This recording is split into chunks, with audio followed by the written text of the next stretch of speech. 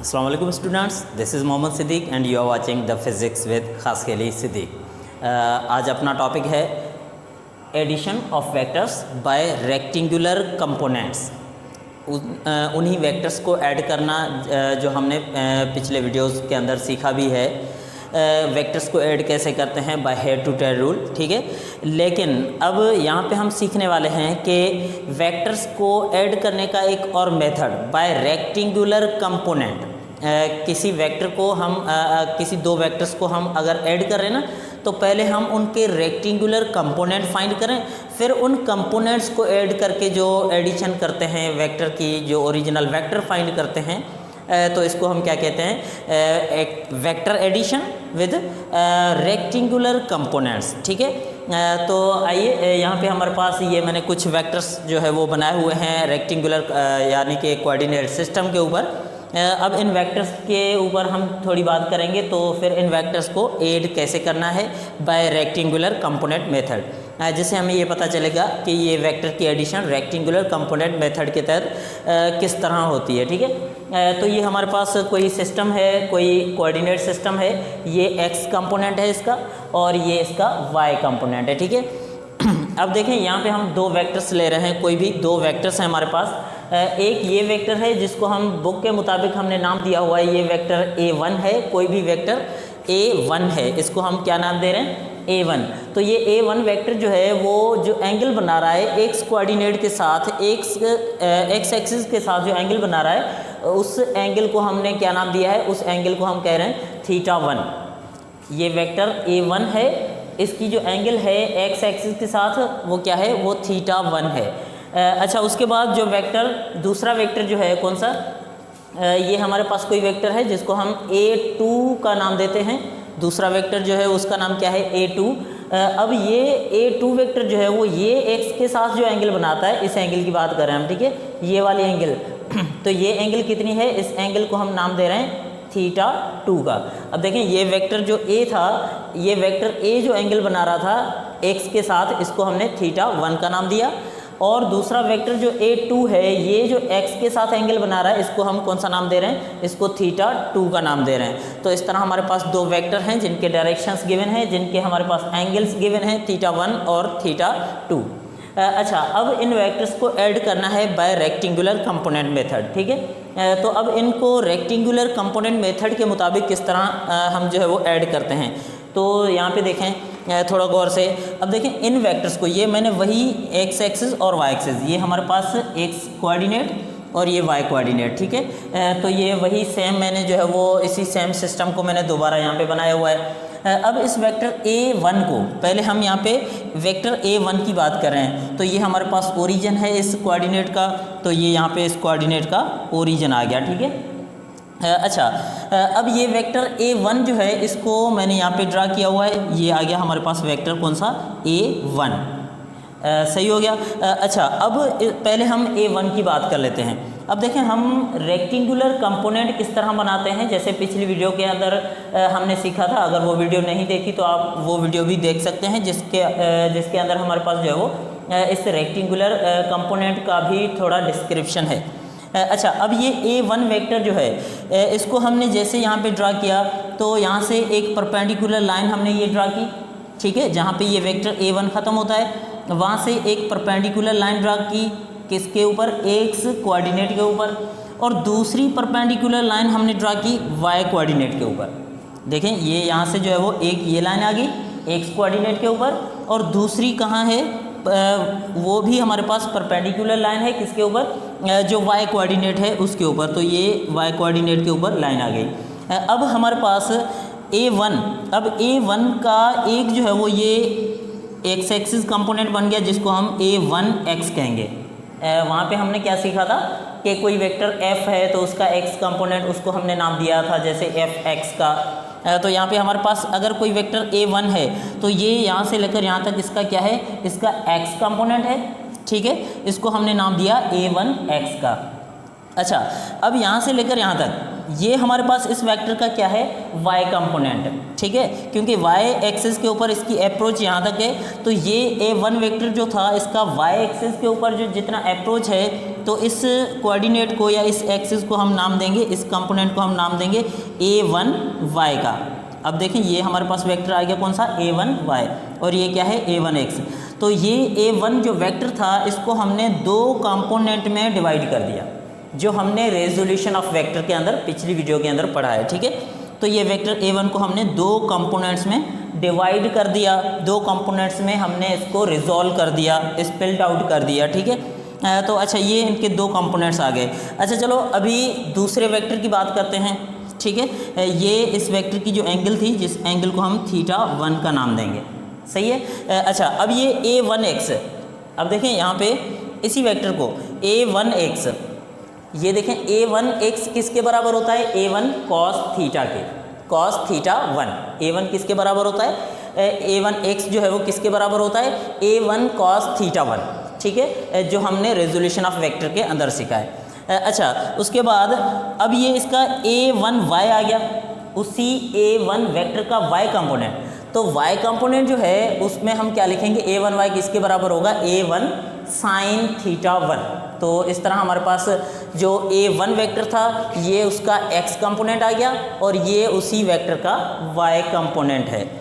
अच्छा अब जो है, अब इसी वेक्टर को अब यहाँ पे जो है वो हम एंगल कौन सी यूज़ करेंगे, a1x जो है वो उसके साथ भी हम θ1 लगाएंगे और a1y जो है यहाँ पे भी हम θ1 पुट करेंगे, क्योंकि ये हम फर्स्ट वेक्टर की बात कर रहे हैं।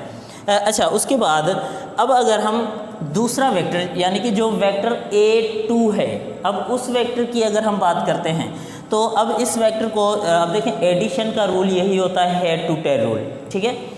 तो अब हम जहाँ पे ये वेक्टर a1 ख़त्म हो रहा है वहाँ से हम वेक्टर a2 ड्रा करें। ये वेक्टर कौन सा है, ये वेक्टर a2 है। अब मैं यहाँ पे लिख रहा हूँ ये वेक्टर कौन सा है, ये वेक्टर है a2। यहाँ पे ये वेक्टर ख़त्म होता है a1, तो यहाँ से वेक्टर a2 स्टार्ट होता है, ठीक है। तो इस तरह हमारे पास ये वेक्टर a2 आ गया। अब मैंने यहाँ पे इस a2 वेक्टर के लिए अलग से कोऑर्डिनेट बनाया है, ये x है, ये y है, ठीक है। अब ये a2x जो a2 वेक्टर जो है इसका ये आ गया x कंपोनेंट और ये आ गया y कंपोनेंट। अब ये जो x कंपोनेंट है इसको हम लिखेंगे a2x, और ये जो इसका y कंपोनेंट है इसको हम लिखेंगे a2y, ठीक है। तो इस तरह हमारे पास जो है वो वेक्टर a2 के दोनों कंपोनेंट आ गए, कौन से, a2x और ये a2y, ठीक है। अब इस a2y को, यही a2y जो हमारे पास है, इस a2y को अगर यहाँ पे हम लिखें बात सेम है तो ये a2y हम यहाँ पे भी लिख सकते हैं। ये a1y था, ये हो गया a2y।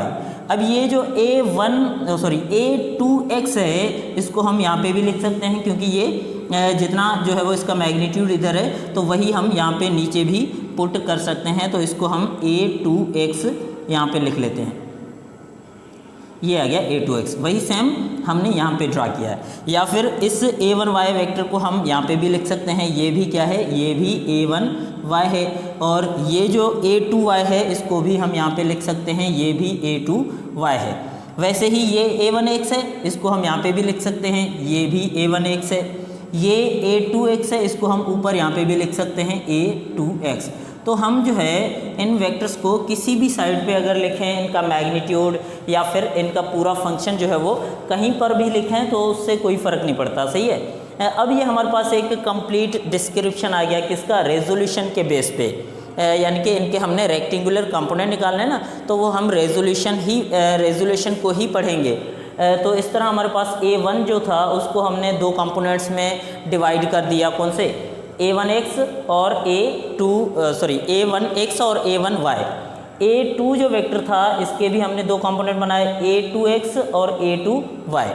अच्छा अब हम अगर बात करें रिजल्टेंट वेक्टर की, देखें a1 और a2 इन दोनों को हमने ऐड किया है, तो यहाँ से लेकर यहाँ तक देखें ये हमारे पास जो है ये क्या है, इन दोनों का एडिशन है।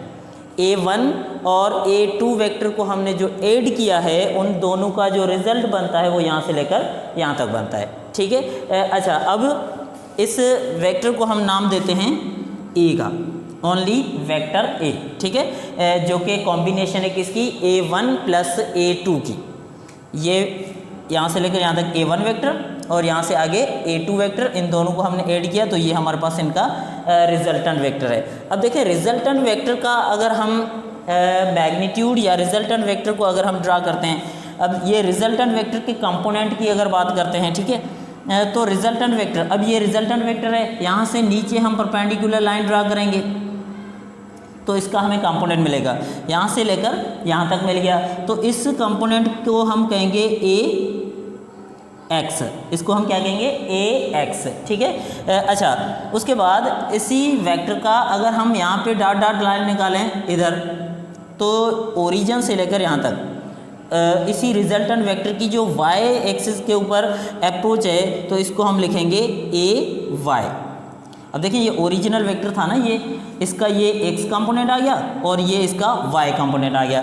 अब देखें यहाँ पे हमें क्या मिलता है, अब ये देखो AY जो है, अगर हम A1Y और A2Y इन दोनों को प्लस करते हैं ना, देखें जहाँ पे ये A1Y ख़त्म होता है वहाँ से A2Y शुरू होता है, इसका मतलब है कि इन दोनों को जब हमने ऐड किया है, इन दोनों का जब हमने सम लिया है तो यहाँ से लेकर यहाँ तक हमें एक ओरिजिनल वेक्टर मिल रहा है। मान लीजिए कि ये हमारे पास दो वेक्टर हैं, इनको अगर हम ऐड करते हैं, एक ये वेक्टर A1Y और दूसरा ये वेक्टर है A2Y, इनको अगर हम ऐड करते हैं तो हमें ये वेक्टर मिलता है, ठीक है। तो इस तरह हम ये लिख सकते हैं कि AY जो है ये वाला वेक्टर, ठीक है, ये सम है किसका, A1Y प्लस A2Y का।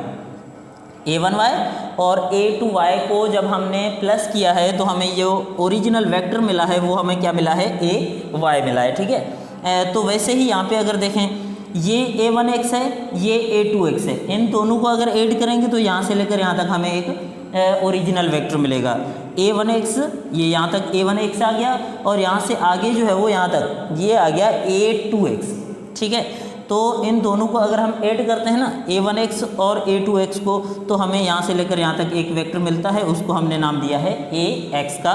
तो हम कह सकते हैं कि AX जो है वो किसका सम है, वो सम है A1X प्लस A2X का, A1X और A2X का सम है।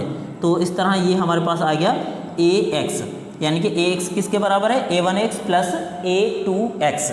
तो आई होप कि this is very much clear. अच्छा, सो अब हमने क्या करना है, अब देखें जो हमने A2X की बात की और A1, यानी कि इसी इक्वेशंस के मुताबिक मैं इस फिगर को थोड़ा और रिपीट करता हूँ, ठीक है। तो ये A1X, यानी कि ये A1X ये वाला टर्म, इसको हम कैसे डिनोट करते हैं, A1 cos थीटा से, और ये जो A1Y है इसको हम कैसे डिनोट करते हैं, A1 sin थीटा से।